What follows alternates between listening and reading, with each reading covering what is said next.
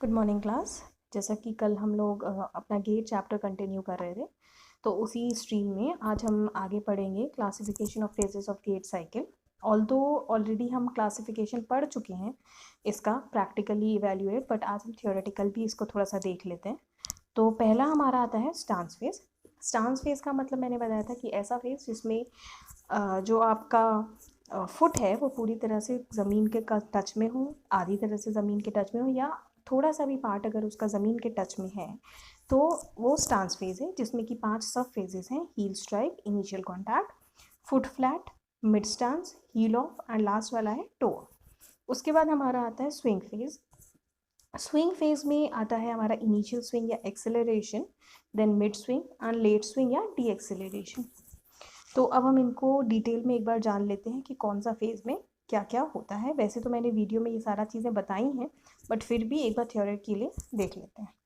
तो पहला है हमारा स्टांस फेज, जिसमें पहला आता है हील स्ट्राइक, जो मैंने आपको ऑलरेडी एक बार कर दिखाया था। जब ह्यूमन की फुट की हील ग्राउंड को टच करती है उसको हम बोलते हैं हील स्ट्राइक।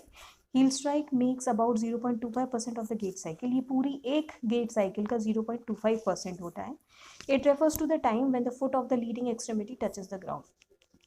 ये वो वाला टाइम होता है जब एक लीडिंग एक्सट्रीमिटी या ऐसी एक्सट्रीमिटी जिसकी हम बात कर रहे हैं, जिसको हम कंसर्न एक्सट्रीमिटी बोलते हैं, जैसे जो हमारा पार्ट 1 वीडियो था, उस वीडियो में हमने लेफ़्ट लेग को कंसर्न एक्सट्रीमिटी बनाया था। तो जो हमारी कंसर्न एक्सट्रीमिटी है उसका जो फुट है वो जब ग्राउंड को टच करता है उसको हम बोलते हैं हील स्ट्राइक।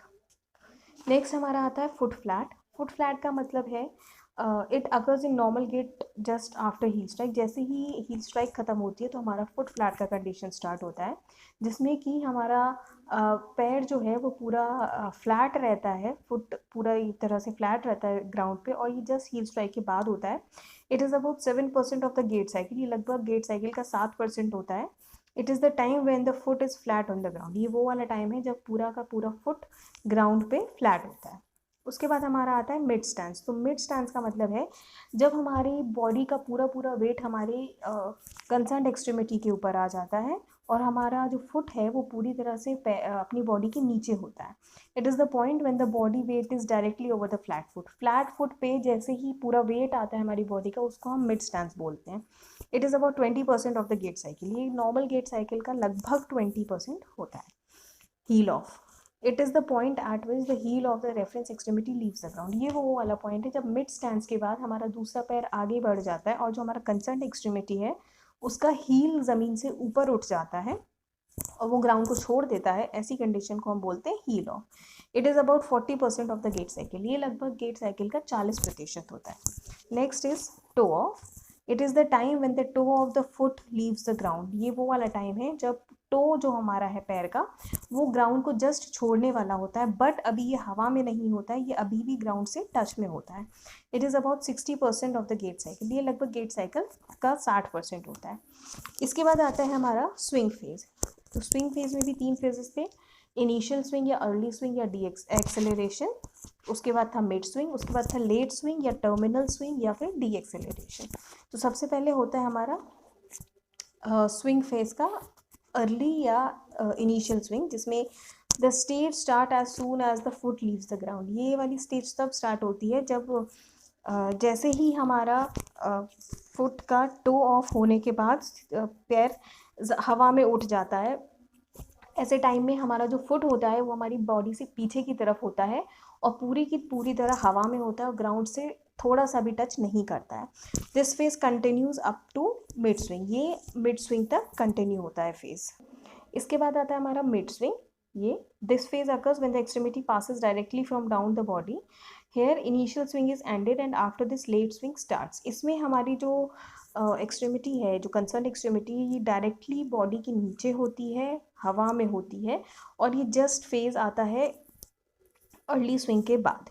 इसके बाद लास्ट आता है हमारा लेट स्विंग, जिसको हम टर्मिनल स्विंग भी बोलते हैं। तो it occurs just after the mid swing. जैसे ही मिड स्विंग खत्म होता है हमारा टर्मिनल स्विंग या डी एक्सेलरेशन फेज शुरू हो जाता है। इसमें जो आपका पैर होता है वो हील स्ट्राइक के लिए अपने आप को प्रिपेयर करता है, लेकिन ये हवा में ही होता है। इस फेज में हमारा पैर बॉडी से आगे की तरफ होता है एक एंगल पे, लेकिन ये ज़मीन को बिल्कुल भी टच नहीं करता है। It is the phase when the foot prepares itself to touch the ground for heel strike. It is also called terminal swing, जैसा कि मैंने आपको शुरुआत में ही बताया कि इसको हम टर्मिनल स्विंग भी बोलते हैं। इसके बाद आ जाता है हमारा major task of gait. Major task of gait का मतलब है कि अगर हमें लोकोमोशन करना है, अगर हमें चलना है, अगर हमें गेट बनाना है, तो ऐसा क्या क्या है हमें अपनी बॉडी में जो हमें टास्क की तरह कंप्लीट करना होगा, तभी गेट साइकिल कंप्लीट होगी, अदरवाइज नहीं होगी। तो ये पहला है maintenance of support of head, arm and trunk. मतलब हमें अपने हेड को, आर्म को और ट्रंक को पूरी तरह से सपोर्टेड रखना है, बैलेंस में रखना है। और जब हम ये सारा चीज़ें कर लेंगे तभी हमारा जो गेट है वो मेजर कंप्लीट हो पाएगा। क्योंकि अगर हमारा हेड, आर्म और ट्रंक सपोर्ट नहीं करेगा हमारे लोअर लिम्ब को, हमारे बैलेंस को, तो हम किस तरह से चल पाएंगे, हम लोग चल ही नहीं पाएंगे। सेकेंड है maintenance of upright posture and balance of the body. तो हमें अपनी बॉडी का एक अपराइट पॉस्चर मतलब कि स्ट्रेट पॉस्चर मेंटेन रखना है, और बैलेंस को मेंटेन करना है, मतलब अपनी बॉडी की बैलेंस को मेंटेन करना है। अगर ये दोनों चीज़ें नहीं होंगी तो ऐसा नहीं है कि गेट पॉसिबल नहीं होगा, गेट होगा, हम तब भी चल पाएंगे, बट हम जो चलेंगे उसको एबनॉर्मली चलेंगे, जिसको हम पैथोलॉजिकल गेट्स बोलते हैं। Control of the foot movement from gentle heel and toe landing. मतलब हमें अपने फुट के मूवमेंट को कंट्रोल रखना है। ऐसा नहीं होना चाहिए कि हम अपना पैर इतना ज़ोर से ज़मीन पर पटक दें कि हमारे पैर में चोट लग जाए या एब्रेशन हो जाए या किसी तरह का फ्रैक्चर हो जाए। तो हमें अपने फुट के मूवमेंट को कंट्रोल रखना है, सो दैट जो हील या टो ज़मीन पे टच हो रही है वो जेंटल हो, सॉफ्ट हो। Generation of the mechanical energy to maintain velocity. हमारी बॉडी में इतनी एनर्जी जनरेटेड होनी चाहिए कि हमारी बॉडी को वेलोसिटी मिल पाए चलने के लिए। वेलोसिटी का मतलब है यहाँ स्पीड मिल जाए, हमारी बॉडी में इतनी एनर्जी हो जाए कि स्पीड मिल जाए हमारी बॉडी को आगे चलने के लिए। नेक्स्ट है absorption of mechanical energy for shock absorption and stability.